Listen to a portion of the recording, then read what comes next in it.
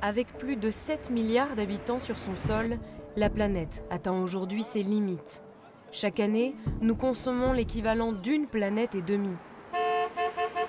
Les scientifiques nous ont avertis, si nous continuons dans cette voie, la consommation énergétique mondiale devrait augmenter de 56% d'ici à 2040. Le message est passé, qu'il y avait un risque important de changement climatique qui aurait des conséquences très graves. Demain s'élèvera jour après jour le premier barrage en terre d'Europe. Depuis plus de 100 ans, de grandes infrastructures de barrages ont vu le jour. L'utilisation de l'hydroélectricité s'est développée. Parallèlement, les hommes consomment du pétrole et du charbon, en partie responsables de l'augmentation des gaz à effet de serre.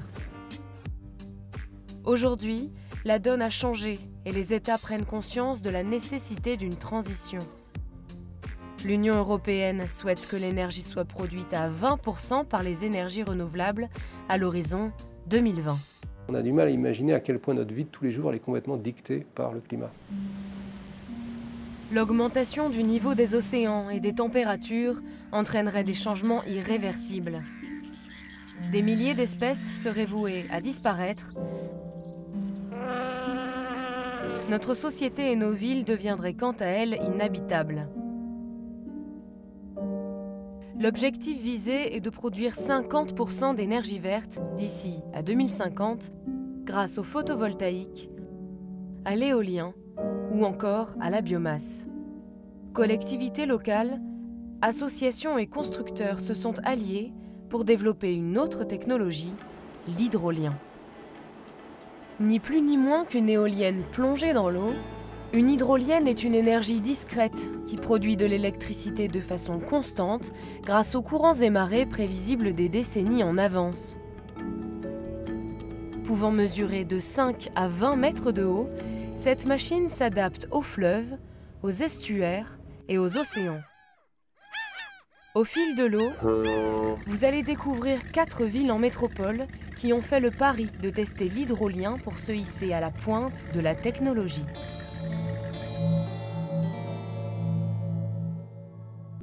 Bienvenue à Bordeaux, Orléans, Paimpol-Bréhat et l'île d'Ouessant. Et si l'hydrolien était la technologie de demain ?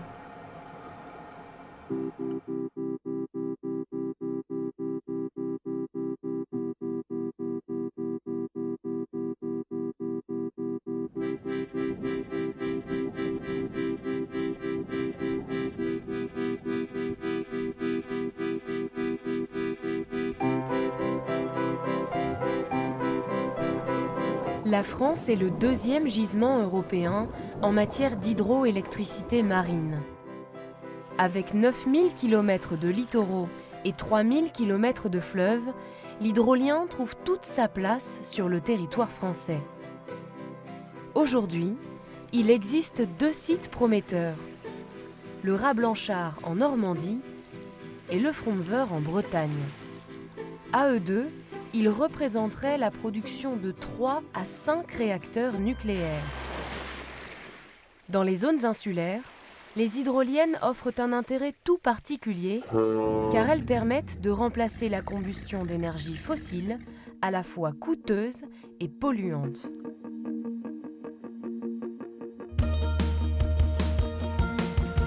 Ouessant, surnommée l'île du bout du monde, est située à 20 km des côtes du Finistère.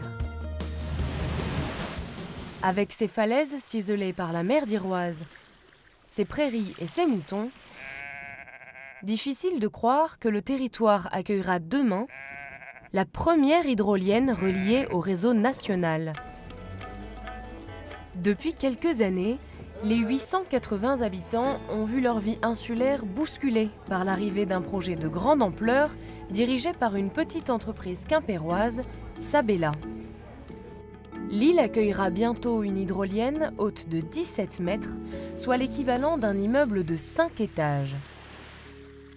Son immersion se fera dans le courant du Fromveur, à 2 km des côtes. Car le Fromveur, situé entre l'île d'Ouessant et de Molène, est le courant marin le plus fort d'Europe. Jusqu'à maintenant, l'électricité était fournie grâce à une centrale thermique consommant près de 2 millions de litres de fioul par an et dont le prix est bien plus élevé que sur le continent. La seule hydrolienne permettra d'alimenter un quart des habitants. L'objectif serait donc d'assurer à terme la totalité des besoins énergétiques. Denis Paluel est professeur des écoles, mais aussi et surtout maire d'Ouessant depuis 1995. Ils nous ont contactés il y a déjà un paquet d'années en nous demandant si sur le principe on était favorable, puisqu'il y a un site qui s'y prête ici, qui est le courant du Fromveur. Il faut dire aussi que dans l'acceptation par la municipalité à la population, c'est aussi la démarche de l'entreprise qui n'est pas du tout arrivée en terrain conquis, qui nous a contactés en amont et vraiment qui a fait un gros travail pour que ce projet puisse être accepté, mais aussi adopté par les gens. C'est-à-dire que les gens sentent aussi que ce soit un projet d'Ouessant, même si évidemment c'est l'industriel qui est aux commandes. C'est-à-dire de retirer uniquement la partie turbine. Sabella a régulièrement organisé des réunions publiques, invitant les habitants à venir poser leurs questions et parler de leurs craintes. Un moyen supplémentaire d'intégrer les Ouessantins à ce projet de longue haleine. Ils soulèvent la machine en utilisant 2 grues, comme ça leur permet d'orienter la machine très précisément. Évidemment, on a conscience aussi que, comme partout, le fioul, ça ne sera pas inépuisable et qu'il faut trouver d'autres solutions. Alors il y avait eu des expérimentations il y a 30 ans avec des éoliennes. Alors, la première était tombée, la deuxième n'a jamais fonctionné. Alors c'est vrai que les gens avaient un souvenir pas trop positif des éoliennes, même si aujourd'hui, évidemment, les technologies ont évolué. Donc voilà, je pense que ça a motivé aussi notre avis. Et puis ça remet aussi peut-être Ouessant sur les rails du XXIe siècle, parce que des endroits touristiques comme les nôtres, avec un passé riche, je parlais de la marine marchande, de cette vie dure au XIXe, début XXe, ça fait une sorte de chape de plomb où on nous enferme dans un patrimoine qu'on voudrait figer.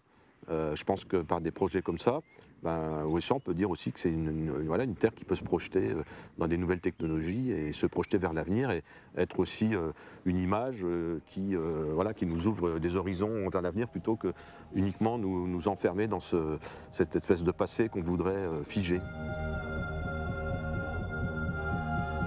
L'aventure Sabella est à l'initiative de Jean-François Daviau. Après plusieurs années de militantisme, il a réuni une douzaine de jeunes ingénieurs autour de ce projet hydrolien. L'entreprise a dû soulever un budget de 13 millions d'euros pour réaliser entièrement cette machine. Cet après-midi, donc c'est à 14h la grue arrive. C'est en janvier 2015 que la construction de l'hydrolienne baptisée D10 a enfin pu débuter sur le port de commerce de Brest. D10 dans le jargon, ou D03 ou D15, D c'est diamètre, 10 c'est 10 mètres en l'occurrence. Voilà. Donc le rotor fait 10 mètres de diamètre, cette machine fait 1 MW de puissance maximum. Et puis une des fonctionnalités de ces machines, c'est de ne pas être renversée par le courant, donc il faut qu'elle soit stable au fond, posée au fond, dimensionnée pour résister bien évidemment à des tempêtes centenales. Donc on imagine la plus forte tempête d'un siècle passer sur cette machine sans qu'elle bouge, sans qu'elle soit détruite. Sabella n'est pas le seul maître à bord. Accompagnée par différentes structures, l'entreprise profite du savoir-faire et des connaissances de différents corps de métier. Elle veille à ce que ce mastodonte ait le moins d'impact possible. Ces machines, encore une fois, ne sont pas des machines à faire des sushis. Voilà. C'est des machines qui tournent très lentement, qui vont tourner de l'ordre de 10 à 15 tours par minute. Ce projet inscrit également un protocole de suivi environnemental qui a été défini conjointement avec le parc marin d'Iroise, avec Sonopolis, avec Ifremer, etc., pour suivre un peu ce qui va se passer autour de cette expérimentation, pour voir quelles peuvent être les incidences environnementales que cette machine pourrait induire. Qu'elle soit de type acoustique, accidentologie à la faune, par exemple, il n'y en aura pas, mais voilà, c'est encore faut-il le prouver, le démontrer. Voilà, donc c'est des projets qui vont permettre, à une toute petite échelle, c'est une seule machine ici, hein, de valider une suite avec, bien évidemment, plus d'ampleur, des projets de plus d'ampleur, tout en ne faisant pas de bêtises. Il ne faut pas jouer aux apprentis sorciers. Bien évidemment, on est parti pour une campagne d'essai d'abord, d'environ une année, pendant lesquelles on va mesurer plein de choses. Alors elle est bardée de capteurs, donc on va essayer de mieux apprendre son fonctionnement au rythme des marées, au rythme de la houle qui va passer dessus. On va regarder quelles sont ses performances, qu'est-ce qu'elle est capable d'exporter en termes de production d'énergie, quelle est la qualité du signal électrique qui va être produit. Cette machine ne fait pas de dégâts sur les fonds marins, encore une fois elle est juste posée. Donc le jour où je dois la retirer, j'enlève tout et je laisse le site parfaitement en état.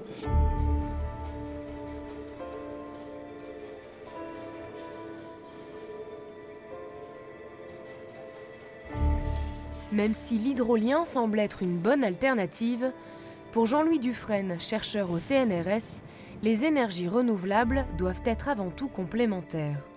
Le solaire, il y a l'éolien, donc le vent, il y a l'hydrolienne liée au mouvement d'eau, il y a les marées matrices, il y a l'hydraulique, il y a plein de choses qui se font, qui existent. Je pense que remplacer une bonne partie de l'énergie actuelle par de l'énergie renouvelable est possible. Je ne pense pas que chacune d'elles puisse apporter la solution, mais l'ensemble peut contribuer de façon significative.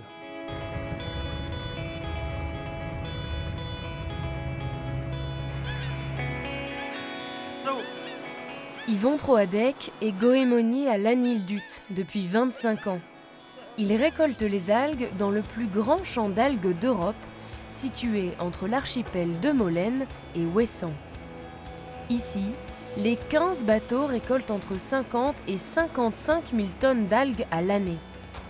Pour le moment, Yvon ne semble pas affolé à la vue de l'immersion d'une hydrolienne dans cette mer qu'il considère comme son jardin. Ce qui nous inquiète, nous, en tant que goémoniers, ce n'est pas vraiment l'hydrolienne là où elle est mise, parce qu'elle est mise dans le Fromver. Ce qui nous inquiète le plus, c'est plutôt le câble qui dans le futur partira, s'il y a un champ hydrolien à cet endroit-là. Si on a un câble qui doit rejoindre la côte, le continent, c'est plutôt ce tracé-là qui nous inquiète, puisqu'il passera forcément sur les champs d'algues et il nous impactera directement. Le problème du câble, c'est que s'il est sur des fonds meubles, il sera ensouillé, il sera mis dessous. Le problème, c'est que nous, on récolte des algues sur des roches, et que là, il n'est pas question d'enfouir un câble sous les roches. Et donc, forcément, il y aura une incompatibilité d'exploitation avec le câble. Et ça veut dire pour nous, enfin la crainte, ça veut dire des zones où on ne pourra plus aller, par exemple. Moi, je pense qu'il ne faut pas arrêter quelque chose avant qu'on ait commencé, ni avant qu'on ait testé. Il faut tester, il faut voir si ça marche, si c'est rentable, si c'est pas rentable, quel est l'impact. Et puis, voilà, et on avance pas à pas, et à chaque fois, on voit où on en est.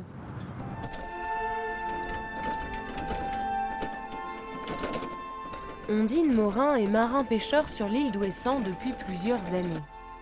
Avec son mari, ils ont choisi de faire une pêche durable et à la ligne. Leur devise, pêcher moins mais pêcher mieux. On aura du lieu tous les jours et le bar, demain, on en aura. Avec la venue de l'hydrolienne, les appréhensions d'Ondine grandissent. La semaine, on pourra en avoir. Que ce soit implanté dans le Fromver, qui est effectivement, on le sait, un courant parmi les plus violents en Europe, mais parmi les plus préservés. Voilà, c'est là où on s'est dit que ça ne pouvait pas coller, qu'on ne peut pas faire un essai ici. On est des veilleurs en fait, de la nature, on est sur place 4 mois par an là-bas, donc on voit des choses.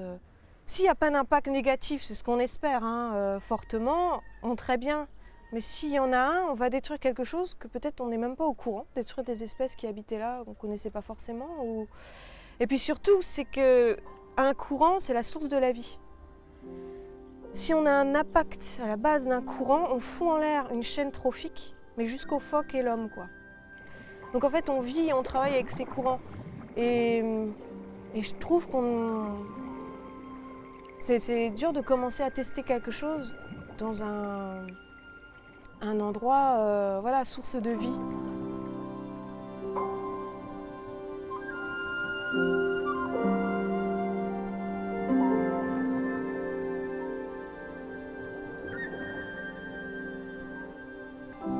Même si certains climato-sceptiques n'y croient pas, le réchauffement climatique est déjà en cours et un changement sans précédent est annoncé. Jean-Louis Dufresne l'explique. Le réchauffement climatique, c'est le fait que la Terre se réchauffe, notamment dû à l'accroissement des gaz à effet de serre. Par contre, la Terre ne fait pas que se réchauffer. À partir du moment où la Terre se réchauffe, vous changez la circulation de l'atmosphère, vous changez les pluies, les tempêtes ou les cyclones, donc vous changez un peu tout le climat. Et la faune et la flore seront modifiées. Ça, c'est à peu près inéluctable. Quand la niche écologique de l'espèce est petite, si vous la modifiez un peu, l'espèce, soit elle peut migrer, et si elle ne peut pas migrer, elle disparaît. Donc il y a vraiment un risque très fort. Sabella est encore loin d'une possible ferme de 200 hydroliennes. Leur première machine doit d'abord passer des tests à quai avant d'être embarquée pour le Fromveur. Au même moment, dans l'estuaire de la Gironde, une machine plus modeste se prépare.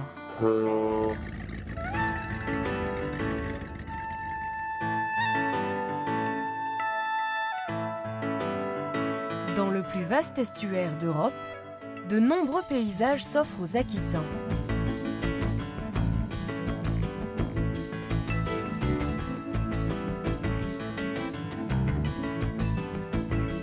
Pour sauvegarder la beauté de leur patrimoine, le projet Cineo a vu le jour à Bordeaux.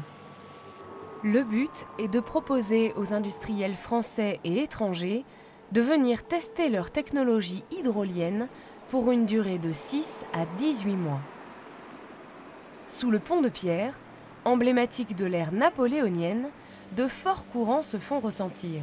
Un lieu idéal pour plonger des hydroliennes fluviales et estuariennes. Salut messieurs. Hydrotube Énergie est une petite entreprise bordelaise qui s'est lancée dans l'hydrolien. On la repose sur la barge. Et puis Elle fait partie du projet Cineo et compte immerger sa propre machine. Passionnée par la mer et la Garonne, Gilda Gérard porte le projet depuis 3 ans. Il est en charge de la partie mécanique de l'hydrolienne, baptisée H3. La Garonne, c'est un fleuve assez compliqué parce qu'il est sauvage, il est soumis aux crues, il est soumis aux marées qui viennent de l'estuaire. Il y a le mascaret, ça charrie énormément d'embâcles, les déchets flottants. Donc cette Garonne est un excellent laboratoire pour tester notre machine dans de multiples conditions. Et on se dit que, et d'ailleurs c'est l'objet du site Cineo, c'est que si notre machine fonctionne sur la Garonne, elle fonctionnera partout où on la mettra. C'est une hydrolienne fluviale, donc elle n'a rien de comparable à ce qu'on peut trouver sur des hydroliennes marines. Donc c'est une hydrolienne qui fait 10 mètres de long, 4,50 m de large et qui est équipée d'une hélice de 3,50 m.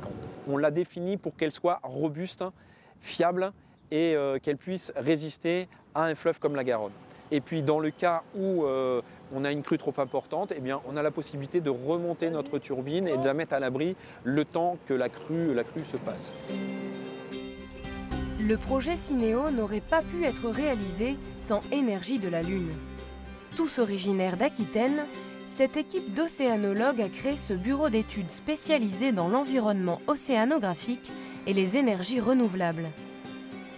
Depuis 2009, Marc Lafosse, président de cette start-up bordelaise, se mobilise avec ses associés pour que ce site d'essai puisse ouvrir aux constructeurs. Le projet Cineo en fait est né en 2011, on en est le porteur historique et on a voulu tout simplement profiter des courants de la Garonne que l'on connaissait bien, qu'on avait déjà pas mal investigué, pour en faire un site d'essai. À ce moment-là, la filière était encore moins mature que maintenant et on s'est dit que c'était intéressant de pouvoir essayer de mobiliser des acteurs publics et privés pour financer ce site, de façon à donner un coup de pouce à cette filière industrielle en émergence. Et on a pas mal de facilité sur ce site puisque la pêche y est interdite, la pêche amateur et professionnelle, que la navigation sur la Garonne n'est pas très intense. On a à peu près 3-4 bateaux qui franchissent le pont par jour, ce qui n'est pas comparable à d'autres estuaires plus industriels. Tous les jours, on va pour se balader autour de l'hydrolienne avec des capteurs depuis un bateau pour comprendre son impact environnemental. Ensuite, on va maintenir en condition opérationnelle tout un tas de capteurs qui vont être positionnés aussi bien au niveau de la machine que sur le câble ou que sur son poste de conversion livraison. Donc tous les jours, on aura une équipe de techniciens et d'ingénieurs qui vont travailler là-dessus, de façon à ce que le développeur, une fois qu'il est sorti de ce site d'essai, eh bien, quelque part, il peut montrer patte blanche sur son impact environnemental.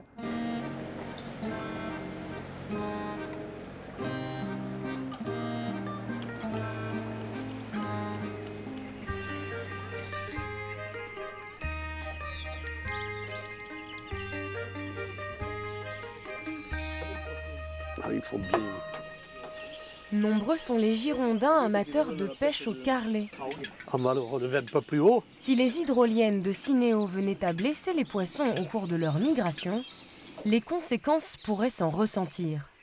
L'hélice fait 3,50 m de diamètre et les grilles protègent jusqu'à 1,50 m à peu près. Afin de les rassurer, Franck Jouani, le président d'Hydrotube Énergie, a rendez-vous avec les représentants de l'association départementale des pêcheurs au filet. La question qui revient systématiquement, c'est est-ce que les poissons ne vont pas être coupés en rondelles? Donc, ce qu'on explique de façon empirique aujourd'hui, c'est que ce n'est pas un moteur qui entraîne l'hélice, mais c'est bien l'eau et le courant du fleuve qui entraîne l'hélice. Donc on peut considérer que le poisson est dans son élément et il voit bien qu'il y a quelque chose d'un peu particulier devant lui. S'il en a peur, il va s'écarter. En tant que pêcheur, tant qu'elle ne sera pas dans l'eau et qu'elle ne sera pas opérationnelle, on ne peut pas encore se prononcer là-dessus, quoi. C'est pas possible.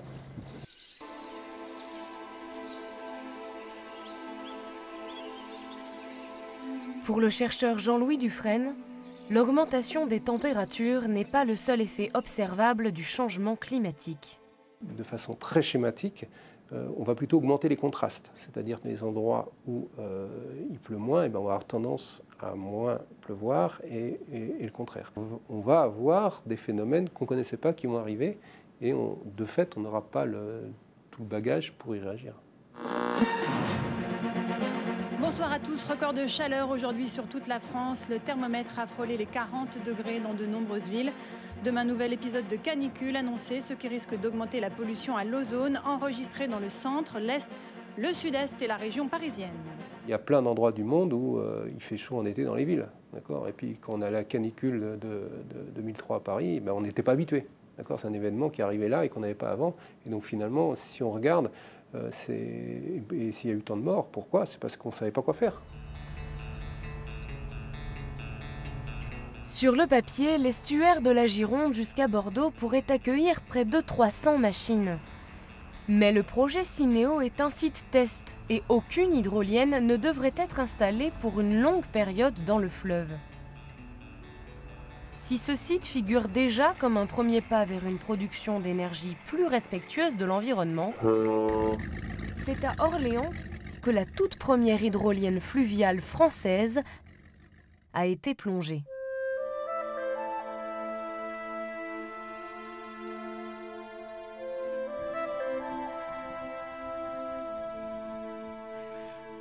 Dernier fleuve sauvage d'Europe, la Loire fascine.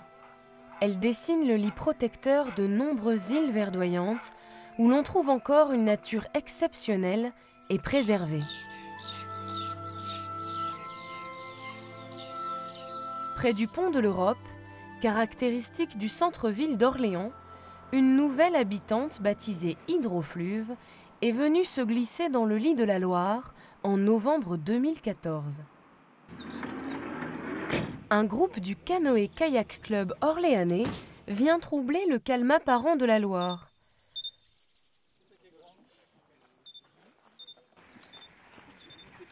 Bon, tu prends la responsabilité du groupe? Là, ça marche. Tu feras le briefing. Pendant les préparatifs, le président du club, Robert Marant, donne les derniers conseils au guide du jour. Bon, allez. Pour lui, bonne balade. C'est l'occasion de partager une passion. On essaie de transmettre le plaisir, déjà, parce que faire du kayak, c'est d'abord du plaisir. Voir la Loire au ras de l'eau, toucher l'eau, sentir, parce que vous avez des parfums différents, voir au travers, parce qu'elle est transparente, la Loire. On voit le fond de la Loire, vous voyez les poissons, vous pouvez y voir des castors éventuellement.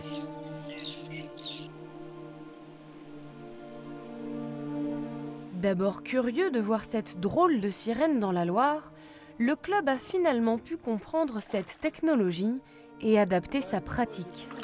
Une nouvelle arrivante dans la Loire, ça implique forcément pour nous déjà rechercher le maximum de précautions et de sécurité. C'est-à-dire savoir si le fait qu'une hydrolienne s'implante en Loire pourrait présenter un risque pour les personnes qui pratiquent le fleuve Loire au niveau du kayak.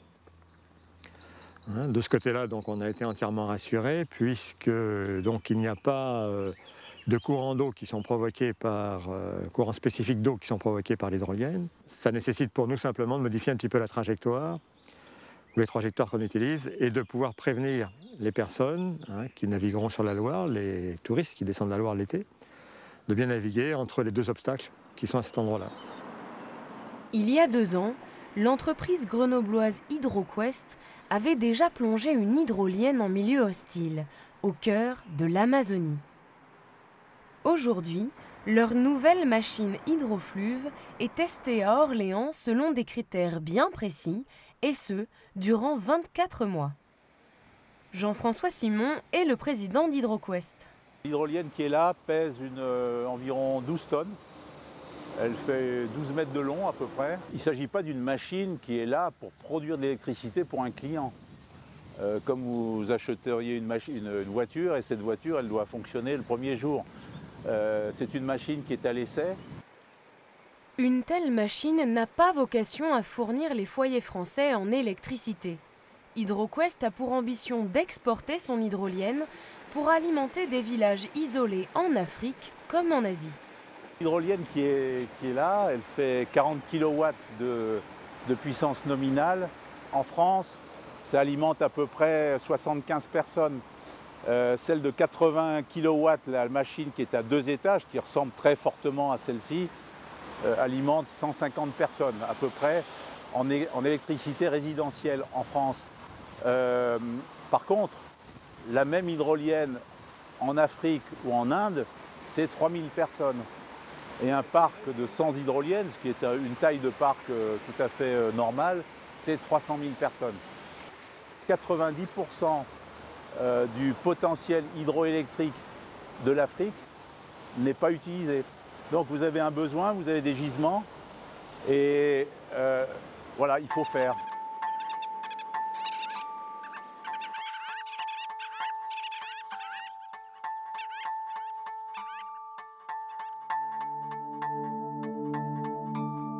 Laurent Philippe et Ludivine Doyen sont hydrobiologistes et écologues.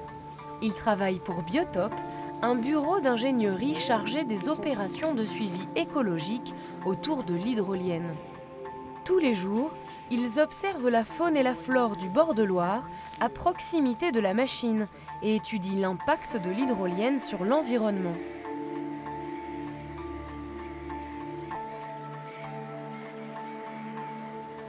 Ouais, ça chasse vachement en aval. J'ai toujours aimé la nature, toujours voulu être au contact de la nature, travailler dehors, faire des inventaires. Et je me suis dirigé tout naturellement vers le bureau d'études qui permet justement et de travailler dehors et de travailler sur des projets comme celui-ci qui vont dans le bon sens. Donc l'objectif en fait de ce matin, c'était de suivre le comportement de la faune à proximité de l'hydrolienne. Donc on observe à la jumelle, à la longue vue, les différentes espèces d'oiseaux qui peuvent être présentes sur le secteur. Donc que ce soit les canards, les différentes espèces de sternes, les cormorans, les hérons, les aigrettes, pour voir comment elles se déplacent à proximité de l'hydrolienne. Donc est-ce que c'est une zone de chasse à proprement parler? Est-ce qu'elles chassent plus loin, plus en amont, plus en aval? Est-ce qu'elles fréquentent la zone pour s'alimenter ou simplement pour se déplacer, pour se reposer?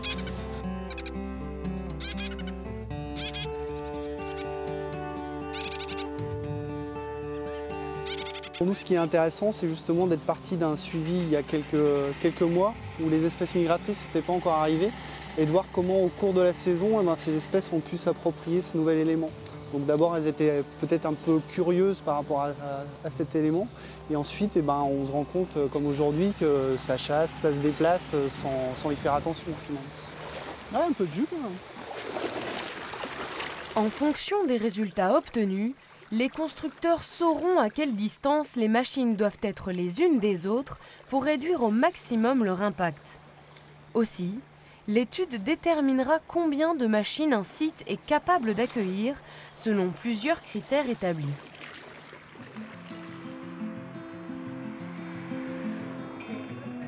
À Orléans comme sur l'île d'Ouessant, des réunions ont été organisées en concertation avec la mairie. Stéphanie Anton est adjointe au développement durable. Elle a participé à la sensibilisation des Orléanais à ce projet. Le but, c'était vraiment les informer et les sensibiliser de manière ludique et pédagogique, on va dire, sur les énergies renouvelables, et en même temps de les impliquer dans ce projet-là. Les riverains, ils avaient peut-être peur d'une certaine pollution, on va dire, visuelle, alors que finalement, ils ont trouvé que ça s'intégrait très bien dans le paysage. Et pour les usagers, ils avaient peur, par exemple, les kayakistes, que ça les empêche justement de pratiquer leur activité sur la Loire. Ils se sont aperçus que justement, c'était dans une démarche proactive et qu'on voulait développer les énergies renouvelables et que c'était dans le bon sens. Après, il y a toujours les réfractaires, hein, ça c'est sûr, c'est les plus difficiles à convaincre. Mais donc là, il faut essayer de tourner autrement le discours et faire le lien justement avec leur santé. Parce que la santé, quand même, c'est primordial.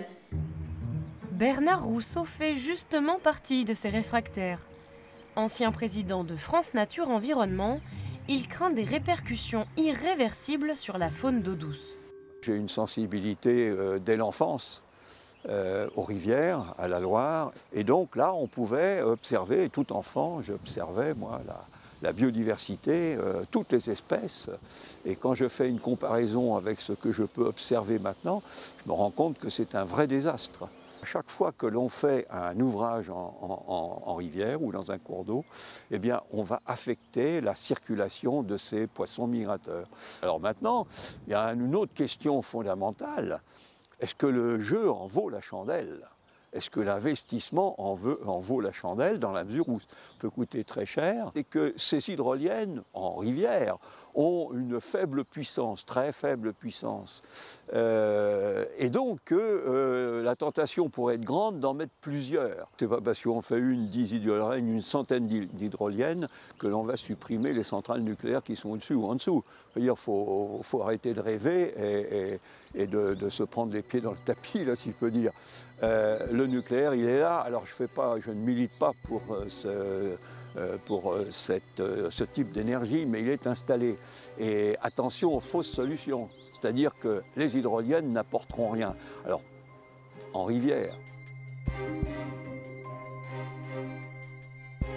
Si les hydroliennes fluviales ne trouvent pas leur place en France, elles seraient pourtant une solution ingénieuse pour les pays en développement. Bien que les prototypes coûtent cher à réaliser, l'investissement financier est incontournable, comme l'explique Jean-Louis Dufresne. Toutes ces technologies-là, il y a toujours des époques de maturation et c'est souvent plusieurs années, même plusieurs dizaines d'années. Quand vous investissez par exemple pour l'économie d'énergie, vous payez aujourd'hui ce que vous ne payerez pas dans le futur. D'accord ? C'est-à-dire que quand on paye pour isoler une maison, et ben on paye on paye le fait qu'on chauffera moins pendant 15 ans. Et donc c'est une grosse masse d'argent qu'il faut investir. Ça ne veut pas dire que ce n'est pas rentable, hein. Ça veut dire qu'à un moment donné, il faut investir.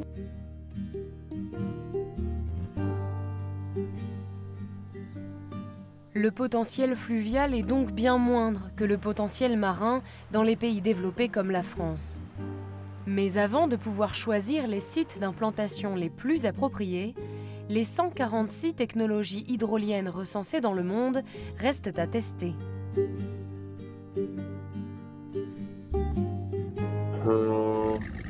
Sur le site de Paimpol-Bréhat, les tests sont presque terminés et 2 hydroliennes devraient être reliées au réseau national avant la fin de l'année.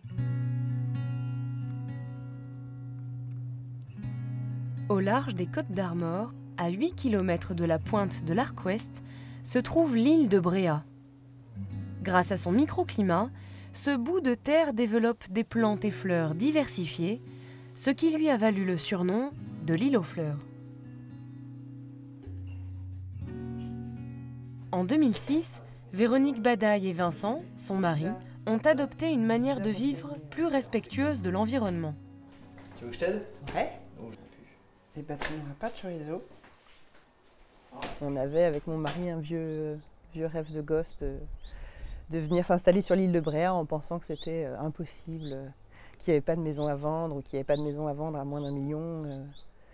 Et il se trouve que c'est pas le cas, qu'on a trouvé une maison et qu'on a pu s'installer l'année dernière sur notre petit paradis. C'est l'île aux fleurs, donc en fonction des périodes de l'année, elles fleurissent pas toutes en même temps, donc c'est chaque fois la surprise de se dire « Ah tiens, c'est vrai, j'avais oublié qu'il y avait ça là ». Il y a beaucoup de maisons, de vieilles maisons en pierre qui sont pas forcément très très écolo et du coup c'était la bonne surprise de découvrir qu'il y en avait au moins une et qui nous attendait. Okay. Fromage, je mets quoi? Mozza? Ouais. En dessous? Pour moi, c'est vital. On va droit dans le mur si on ne prend pas conscience qu'il faut modifier certaines choses. Et c'est impossible, c'est incontournable en tout cas. Je n'imaginais pas. Alors si c'était une maison autrement, il aurait fallu effectivement faire des travaux, investir pour économiser. Et économiser pas que de l'argent, économiser de la planète aussi, quoi. La majorité des îles pourraient bientôt perdre leur charme et devenir inhabitables.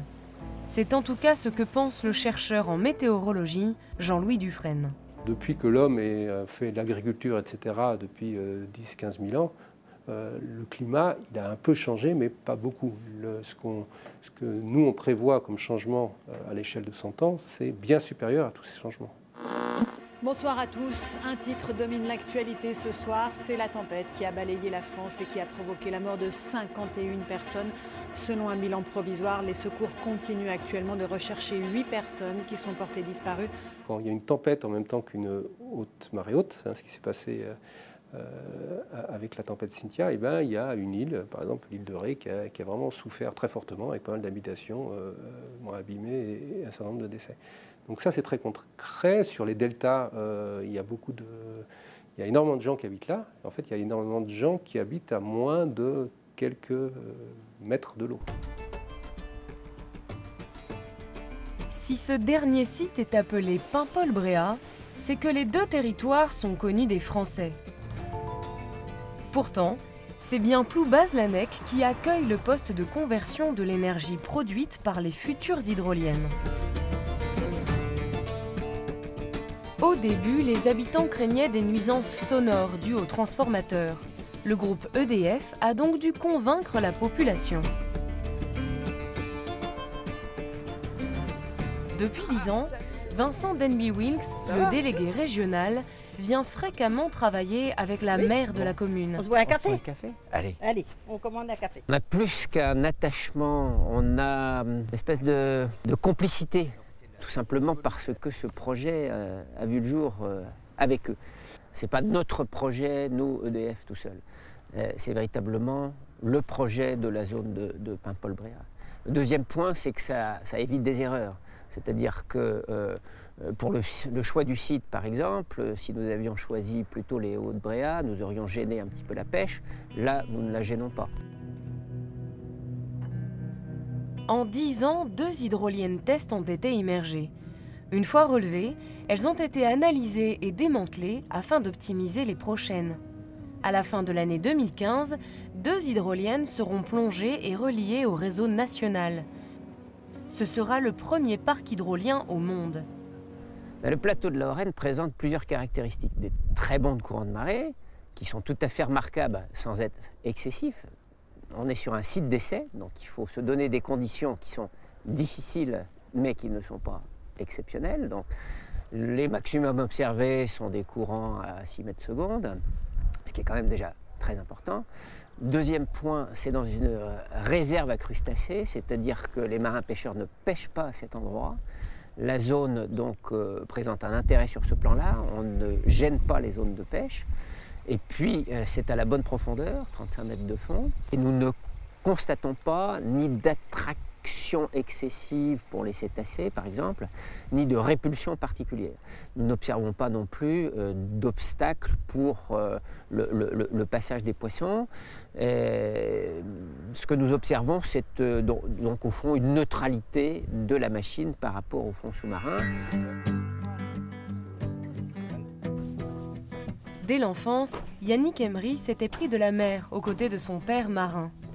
C'est à l'âge de 15 ans qu'il s'engage dans la marine marchande.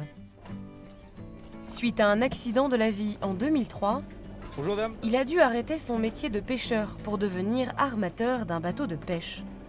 En parallèle, ce Breton s'est engagé dans le projet d'hydrolienne à travers le comité local des pêches de Lannion-Paimpol. Alors en 85, ils ont voulu implanter une centrale nucléaire à Plouézec. Donc j'étais tout jeune, motivé, on s'est battu pour pas qu'il y ait de centrale nucléaire à Plouézec. Quand j'étais à l'école maritime à Audierne en 80-81, ils avaient voulu mettre une centrale à Plogoff, donc j'avais un petit peu de vécu. EDF n'a pas fait la même démarche qu'en 85. Ils ont été très pédagogues. Mais aussi nous, ils savaient mon passé, ils savaient que j'avais été un opposant. Donc ils sont venus voir un opposant pour construire quelque chose. Quelque part, Yannick Ebry ne pouvait pas être opposé à une énergie marine offshore propre, alors qu'en 85, il était opposé à une centrale nucléaire. C'était un paradoxe. Néanmoins, on n'a pas donné un blanc-seing à EDF. En 2007, EDF a invité les pêcheurs à visiter un site test en Irlande du Nord pour les rassurer et les sensibiliser. Par la suite, Open Hydro, la filiale irlandaise de DCNS, qui conduisait le projet, a construit les hydroliennes de l'énergéticien français. Beaucoup avaient navigué dans la marine marchande, donc des infrastructures portuaires, des portiques. On n'est pas choqué par ça ici à Paimpol. Ça a aidé aussi. Les gars qui sont revenus d'Irlande ont expliqué après en assemblée générale ce qu'ils avaient vu. Et donc les gars qui n'étaient pas venus ont voté en leur âme et conscience. Je crois qu'un vote comme ça, c'était assez inouï. 87% pour le parc hydrolien à Paimpol. On dit, mais attendez les gars, quand tu es sur un pétrolier ou un minéralier qui fait 180 000 tonnes en rade du Havre avec des hélices qui font 18 ou 20 mètres de diamètre, qui tournent à 60 tours minute et qui sont à 2 mètres au-dessus du sédiment, l'impact il est sûrement plus contraignant, plus inquiétant pour la biomasse qu'une hydrolienne. Et de là, ah oui c'est vrai, effectivement, tu n'as pas tort Yannick, toi. Mais on a aussi apporté notre vécu et du bon sens. Ce qui nous a préoccupés, pas tellement inquiétés, préoccupés, c'est l'impact sonore par rapport aux mammifères marins et aussi l'impact du câble qui va transporter l'électricité, donc c'est de la basse tension, par rapport à la biomasse, homards, tourteaux, araignées, qui peuvent vivre dans le secteur du passage du câble. Et donc là aussi, il y a eu des campagnes avec des sonars embarqués sur des bateaux de pêche qui ont été voir un petit peu qu'est-ce qu'il y avait comme mammifères marins dans le coin et tout ça. Et l'impact sonore de l'hydrolienne qui a été mis en situation réelle, qui a émis donc un rapport d'émissions sonores et qui a montré qu'on était largement en dessous de ce qui pouvait se faire pour effrayer un mammifère marin. Convaincus, les pêcheurs du comité attendent désormais l'immersion des 2 géantes encore en construction. Pour les observer, il faut se rendre sur la base navale de Brest, où sont assemblées les 2 hydroliennes de Paimpol-Bréhat. Christophe Dorignac est le directeur de ce chantier titanesque. Comme vous voyez, les fondations sont arrivées en fond de bassin. Nous sommes en train de simplement faire les travaux de finition. Et derrière, bien entendu, en parallèle, nous allons assembler les différents composants des turbines, juste à côté ici, sur le site de Brest, pour ensuite arriver à une phase de connexion qui consistera à prendre les turbines et venir les gruter au-dessus des fondations que nous voyons ici. Ces 2 géantes possèdent des fondations de plus de 1000 tonnes. Mesurant 16 mètres de diamètre, les 2 turbines font quant à elles 300 tonnes chacune. 250 personnes travaillent sur le site pour assembler ces monstres d'acier. Ce sont des modèles géants qui font partie des hydroliennes les plus grandes du monde. Ces hydroliennes gigantesques nécessitent 4 mois de construction. Si une ferme de plus grande ampleur que celle du plateau de la Hauraine voit le jour dans quelques années, voilà à quoi elle pourrait ressembler.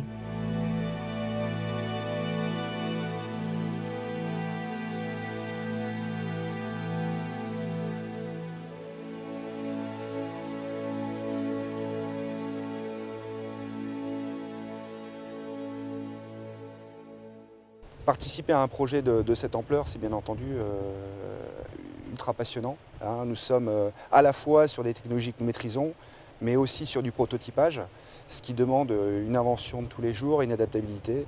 Donc c'est vraiment quelque chose de très passionnant. Toutes ces machines sont encore à l'essai. Il faudra attendre 1 an avant d'avoir un véritable retour d'expérience. Les hydroliennes marines ont un avenir prometteur en France, contrairement à leurs cousines fluviales qui sont vouées à l'export. Les constructeurs d'hydroliennes n'ont pas la prétention de résoudre seuls le réchauffement climatique. Leur initiative est déjà un pas vers le changement. Pour Jean-Louis Dufresne, il n'est pas trop tard pour agir. L'amplitude du réchauffement sera grande, plus les changements seront grands et plus les conséquences seront importantes. Ça, c'est sûr aussi. Donc, il n'y a pas à baisser les bras aujourd'hui, dans la mesure où si on peut réduire tout ce qu'on peut réduire en termes d'amplitude du réchauffement, ça fera des changements qui seront moins importants. Voilà. Et donc, je préfère dire ça positivement. C'est-à-dire que tout ce qu'on met en œuvre pour réduire le réchauffement aura des conséquences bénéfiques. Allez, c'est parti. Bordeaux, 5h30 du matin. C'est le grand jour pour Gilda Gérard. Aujourd'hui, pas de temps à perdre. Hydrotube Énergie va enfin immerger sa machine. Sur les chantiers de l'entreprise Balino, la machine doit être posée en douceur sur le fleuve. Si l'hydrolienne est malmenée ou percutée, alors tout le projet d'Hydrotube Énergie pourrait être remis en cause. Ça va passer là? Attention. Et c'est avec une certaine émotion que l'équipe va plonger la machine entièrement assemblée. C'est un projet qui m'a fait vibrer depuis le début, où c'était vraiment qu'une idée sur un papier, jusqu'à maintenant, où concrètement on a un produit qui est presque viable, quoi. Il y a des ajustements à faire, mais les choses sont vraiment très bien emmanchées. Nous, notre objectif, c'est de faire des essais à partir de juillet sur une période de 6 mois. 6 mois au bout duquel on espère avoir capitalisé suffisamment d'expérience pour pouvoir faire une pré-industrialisation, c'est-à-dire une hydrolienne numéro 2, on va dire, qui sera pré-industrielle, et derrière aller la vendre vers les pays en voie de développement, en particulier l'Afrique, puisque c'est notre débouché principal.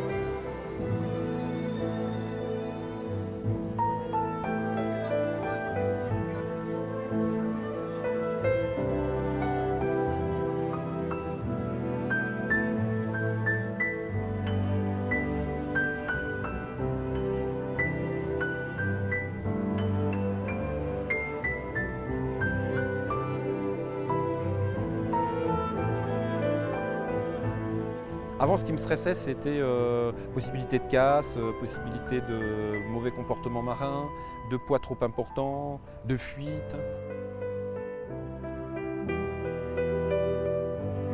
Pas trop de stress, les conditions étaient excellentes en fait, hein, pas de vent, très peu de courant, peu d'embâcle. Je suis fier, je suis super fier, super content en fait. Si manipuler une machine de 10 mètres de long et de 5 tonnes demande une grande précaution, qu'en sera-t-il de la machine Wessantine qui mesure 17 mètres et pèse 450 tonnes?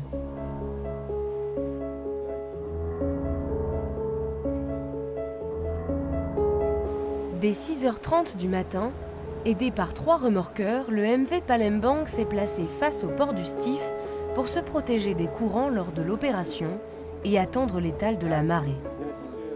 Pour l'équipe Sabella et les quelques curieux, le spectacle est garanti.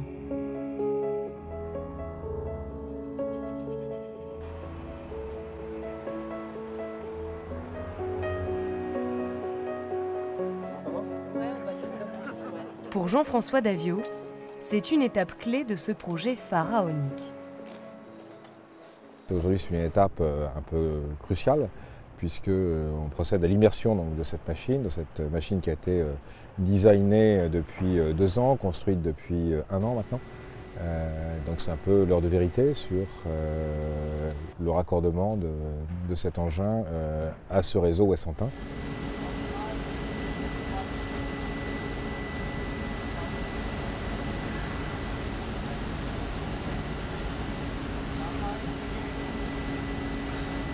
J'ai rêvé de tous les problèmes qu'on a pu avoir et comment il fallait les résoudre, oui, sans doute. Oui. Et l'instant est un peu satisfaisant. On est fiers d'abord de cette machine. Et quand je dis je, c'est également toute l'équipe Sabella. Il y a encore 2 mois, 3 mois, disons 3 mois, ce projet n'existait que sur des visions numériques ordinateurs. Il y a 2 mois désormais, on la voit en vraie grandeur sur le port de Brest. Et puis aujourd'hui, elle est partie à l'eau. Je lui ai fait au revoir dans 1 an, voilà, et en espérant qu'elle marche bien sûr.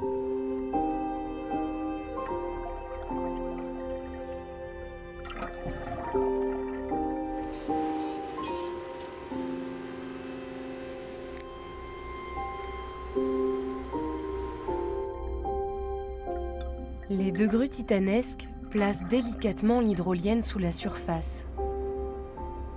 Dans quelques années, il se pourrait que ces machines de toute taille sillonnent les eaux du monde entier. En attendant, Dédis entame sa descente dans les profondeurs du Fromveur.